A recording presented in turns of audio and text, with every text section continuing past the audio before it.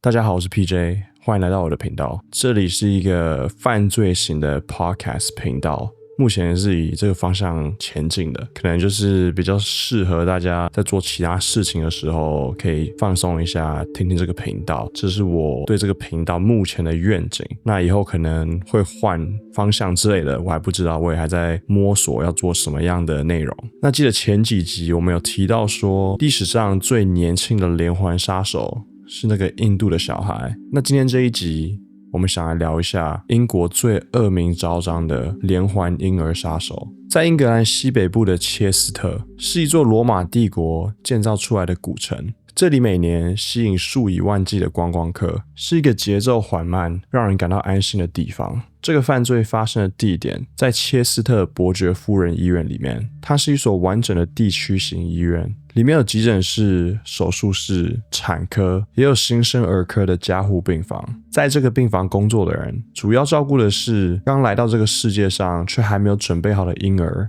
像是有早产的、体重不足的，还有呼吸系统还没有完全发育的。这算是这所医院里面压力最大，也是情感消耗最严重的地方之一。2012年1月，一个22岁的年轻女生走进了这个病房，开始她的第一天的正式工作。她的名字叫做露西，刚从切斯特大学拿到护理学的学位。她也同时取得了可以照顾加护病房婴儿的5级护士资格。她身形普通，头发习惯扎起，说话轻声细语，脸上也有一种职业性的温和。她在大学时最要好的朋友叫做梅西。梅西回想到大学的时候，露西的笑容充满着魔力，总是可以让梅西马上的感受到轻松自在。他们两个在大学相识4天以后，很快的，不管是白天还是黑夜，无时无刻都跟彼此黏在一起。他也说到露西是一个独生女，所以从小到大，露西总是从父母身上接受到100%的关注。梅西跟露西同时也都选择前往切斯特医院实习，但是他们在那边实习的经验却不是很好。梅西注意到说，每当露西鼓起勇气想让害羞的自己跳脱舒适圈来跟其他的护士搭话的时候，这些护士都会选择无视露西。梅西也开始想着，这些护士是不是故意要让露西没有一个很好的实习经验。他还想不透为什么这些护士要这么对待露西。他唯一能想到的就是露西可能是有点害羞，所以被欺负而已。也因为这样的实习经验，梅西很快就决定他在毕业以后是绝对不会想来这间医院工作的。但在另一方面，尽管露西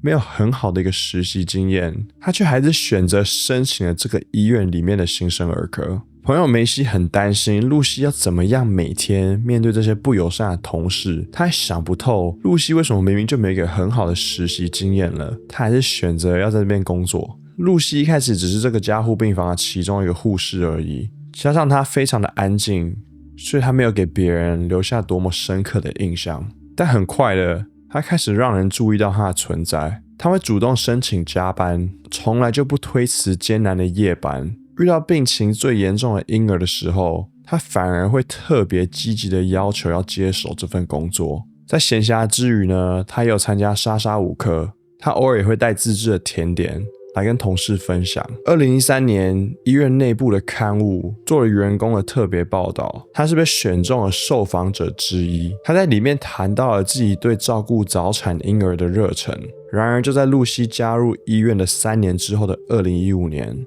，3个婴儿接连的离开了这个世界。第一宗发生在2015年的6月，一对双胞胎里的其中一个婴儿突然间在加护病房停止了呼吸。早产婴儿存在的心肺问题，当时医院上的记录是新生儿的猝死。第二天，他的双胞胎兄弟突然心率骤降昏迷，幸好在最后还是活了下来。但是在接下来的几个礼拜里，这个婴儿的状态一直都不是很稳定，而且甚至都不稳定的有点莫名其妙。幸好每次都在抢救之下勉强的稳住。在这之后的6天跟8天以后，还有另外2个婴儿都相继的离开了这个世界。其中一个去世的婴儿的妈妈说道，她的女儿在出生后的前几天慢慢改善的情况，其实让她感到有点希望。于是那个妈妈就开始想象，再过一段时间，他就可以把这个小小的生命给抱回家了。然而就在某个夜班，情况突然间急转直下，这个婴儿也就这样离开了这个世界。妈妈这时候在一个完全无法理解的痛苦里，明明婴儿的状况已经渐渐的好转，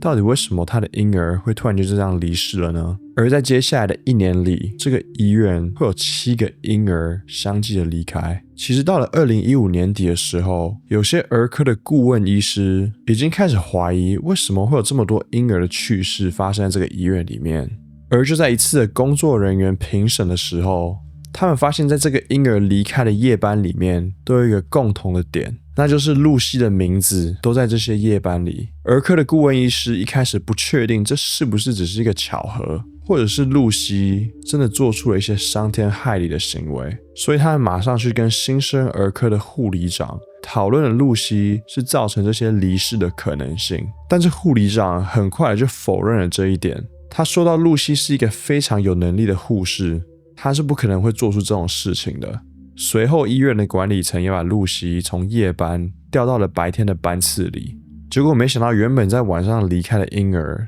突然间变成在早上离开。到了2016年的2月，一个顾问医师拉维亲自的目睹了一件事情，让他再也无法继续沉默下去。那一天，一名婴儿突然间停止了呼吸。当他赶到病房的时候，他看到露西就站在婴儿床旁边，一动也不动，就这样看着婴儿。在一个婴儿停止呼吸的状况下，一个受训过的护士理当应该采取一些紧急的急救措施。这位顾问医生认为，露西愣在那边是一个反常的职业行为。那个场景也一直在他脑海里面挥之不去。2016年2月，另一位顾问医师史蒂芬联系了医院的医疗总监还有护理总监，他要求紧急召开一个会议。他在信件里面明确提到说，我们要就露西的事件来当面好好的谈一谈。然而管理层花了3个月才正式的坐下来跟这些医生谈。在那3个月里面，露西继续的值班，而婴儿的离世也没有停下来过。在这些顾问医师终于等到了那个一再被拖延的会议，他们坐下来说到，他们相信露西是这些婴儿离世的理由。管理层听完被动的点头，并没有采取任何实质的行动。露西也继续的在新生儿科里面值班。到了2016年的6月，事情来到了一个临界点。一个3胞胎的家庭被送往了医院里面的加护病房。2016年6月23号，3胞胎里面的其中一个男婴突然间的离世，而第2名男婴也在隔天离开了这个世界。就在3胞胎事件的同一个月，另外一个婴儿情况也急剧的恶化。送进去的血液化验报告发现了这个婴儿的胰岛素水平来到了机器可以侦测的最大值，然而 C 肾链胰岛素的读数却几乎是0。这个很奇怪，是因为当人体自身在分泌胰岛素的时候，它会同时的分泌 C 肾链胰岛素。所以如果说血液里面有大量的胰岛素，却完全没有 C 肾链胰岛素，这就意味着那些胰岛素不是身体自己产生的，而是有人从外部注射这些胰岛素到这些婴儿里面。而那个婴儿当时的护士正是露西。因为这一连串的悲剧，顾问医生再也不能继续沉默下去，他们立刻要求管理层把露西从病房里面调走。管理层最终也妥协了，他们做的就是把露西调到医院的风险管理及患者安全的办公室，让他在那边做行政的工作，继续领薪水，继续每天上班，等待这件事慢慢的消失在大众的眼光下。露西被调去行政部门以后，医院委托了外部的顾问来做调查。调查的结果是一份非常有保留语气的报告。根据一个看过这个报告的医生描述，这个报告的内容主要是要促进学习讨论，而没有把矛头指向露西。所以这个报告更像是在检讨为什么这些事情会发生，但是没有指明的表示出露西是这些死亡的原因。医院方面就拿这份报告把它当做一个按兵不动的理由。几个礼拜后，新生儿病房的7位顾问医师被召集参加了一场会议。在这个会议里面，医院的执行长告诉他们，他花了很多时间和露西还有他的父亲相处，并向他们道了歉，并称露西并未做错任何的事情。根据这些医生的说法，医院的执行长还要求这些医生要去跟露西道歉，并警告他们已经划下了界限，如果越界将会有后果。其中一个医生史蒂芬说道，他感受到医院好像要推崇某一个叙事，使他们觉得没有报警的必要。也是在这个时候，一个顾问医生史蒂芬和他的同事意识到这件事根本不可能在医院里面被解决，于是他们绕过了内部的管道，直接联系了当地的警察局。他们把过去2年的积累全部告诉了警方，警方的反应当然是非常的震惊，完全不敢相信会有这种事情发生。于是这个警察局在隔天马上就启动了刑事调查，代号是蜂鸟行动 Operation Hummingbird。 调查人员系统性的梳理自2015年来所有的医疗记录，把每一宗婴儿离世或者是婴儿陷入危机的时间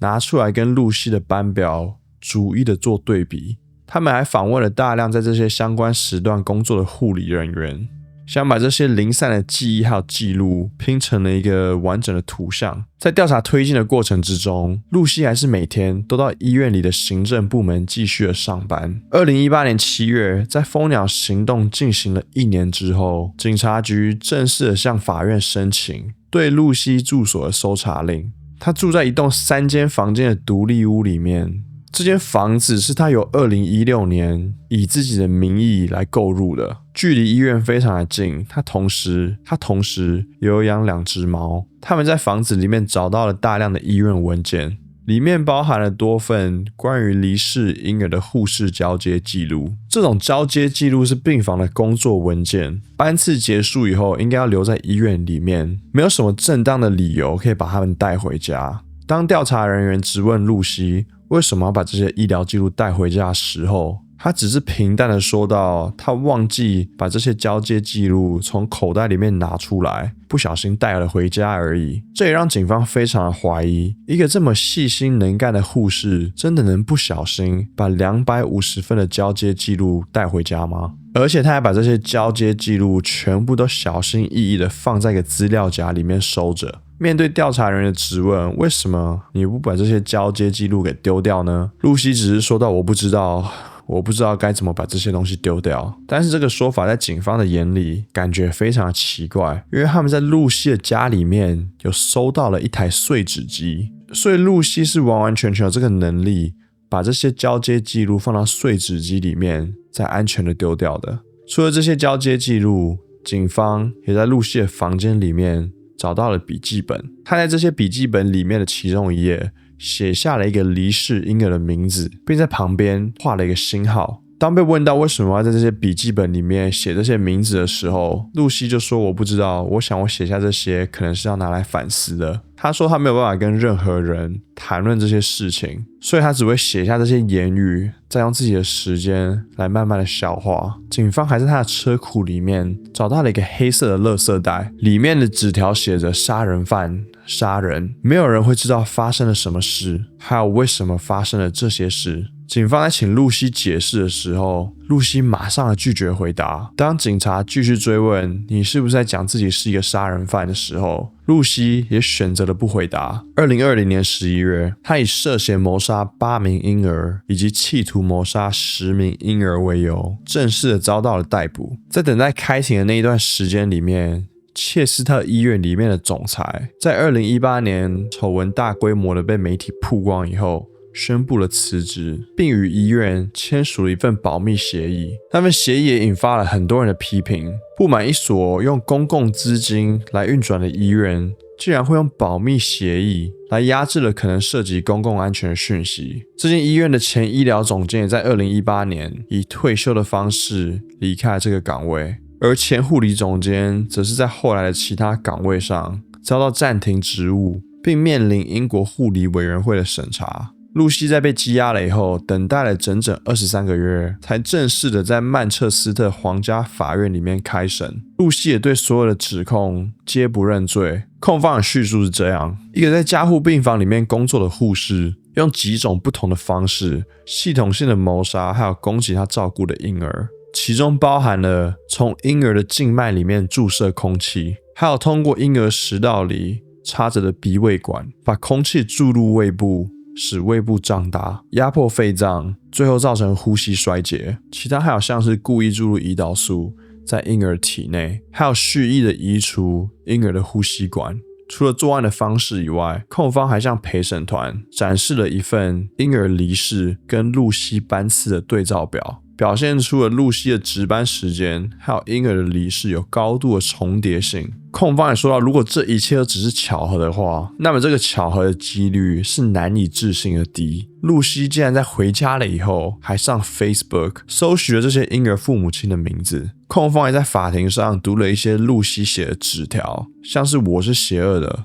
我做了这件事，我不配活下去，我故意杀死他们，因为我不够好，我没有能力照顾他们，我是一个可怕邪恶的人。控方就向陪审团说到，这些纸条根本就是书面上的认罪，而辩护方则是说到，这个案件没有任何的目击者，没有任何人看到露西有对任何的婴儿实施任何的伤害行为，他们也没有找到任何的凶器。控方依赖的仅仅是他在场的间接推断和一系列存在争议的医学判断，而且露西也没有任何的犯罪动机。他说，露西之所以每一次都会出现在这些去世婴儿旁边，是因为他是医院护士里面资格最高的其中一个人之一，所以他本来就会被分配到最病重的婴儿。他在场只是他工作性质的必然结果，并不是任何他犯罪的证明哦。他还补充到，在露西被调离开病房以后，病房同时因为失去露西这个有能力的护士被降级了，不再收一些非常病重的婴儿，所以离世率的下降是因为病房性质的改变，而不是因为露西的离开。他还说到，那些便条并不是书面上的认罪，反而更是显现出这只是一个情绪崩溃的人所写出来发泄的一些话而已。婴儿的离世应该是人手不足还有护理水平不足所造成的，跟露西一个人是完全没有关系的，这是一个医院整体性的问题。露西在出庭的时候也否认了所有对她的指控，他仅仅说道，我只是尽全力的照顾了他们。结束了以后，陪审员退庭商议，其中7项谋杀罪还有6项企图谋杀罪成立。2023年8月，法官在宣判的时候说道，露西的行为是一个残忍、预谋和冷酷的谋杀。他给了露西14个终身监禁令，这是英国法律里面能够给出最重的刑罚，意味着他完全没有假释的可能性，并会在监狱里面度过余生，直到他去世。英国目前只有约70个人正在服刑这类的刑罚，而露西现在也是其中之一。在量刑结果公布的那天，露西选择了不出庭，这个动作本身也引发了英国政府提议要立出新的法律，强制要求被定罪的罪犯要出席法庭，亲自听到自己量刑的结果。那随着这个审判结束，很多人以为这个案件就在这边画下了一个段落了，但是其实很多人都发现这个案件的某些地方有点说不过去。那我还是想要提醒各位，露西已经是被法律上的定罪了，所以接下来要讲的只是给大家参考看看，用自己的批判性思考来想一下而已。自从定罪以来在医学界、统计学界还有法律界，一股越来越强烈的声浪一直出来。很多人认为这是一起冤案，一名年轻的护士成为了医疗体制系统性的失败的代罪羔羊。像是2025年2月，来自世界各地由加拿大新生儿科医师舒里带领的14位专家联合宣布，他们找不到任何谋杀发生的医疗证据。他们认为那些婴儿的死亡源于自然原因，或者只是单纯的医疗疏失而已。还有因为整个案件的起点是一个顾问医师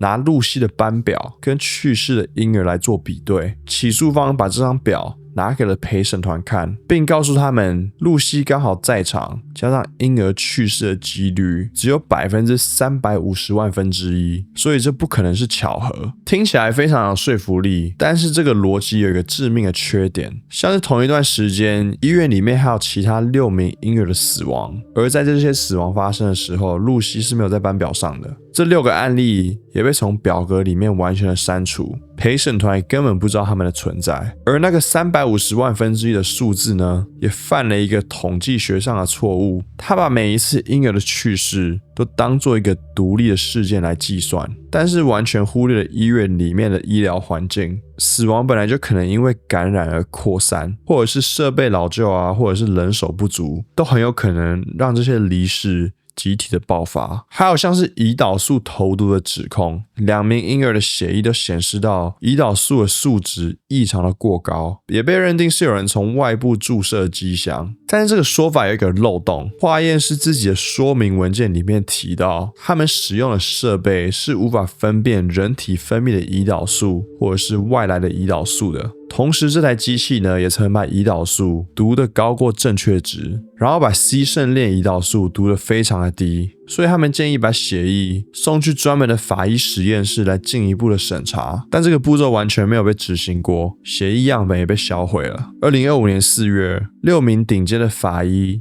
与医院专家提交了一份86页的报告，正式提出了这个化验方式利用这台机器本身就已知会产生虚假偏高的胰岛素值，根本不适合作为刑事定罪的依据。再来就是起诉方的核心专家杜威·埃文斯医生，在审判中扮演了重要的角色。几乎每一个婴儿的人为被害理论都是由这个医生来背书的哦。但他对其中一个案例解释到说，这个婴儿是因为有人把空气注入胃部，导致胃部膨胀，压迫横膈膜，最后压垮肺部，才导致了死亡。但 BBC 后来的调查显示到说，他用来支撑这个理论的 X 光片是在露西连续3天没有值班的情况下拍摄的。面对这个时间点的矛盾，艾文斯医生事后坦诚，这个婴儿是最困难的一个案例，于是他就放弃原本的这个理论，改口说露西是从静脉注射空气来伤害这名婴儿的。再来就是露西在笔记本里面写到的关键字，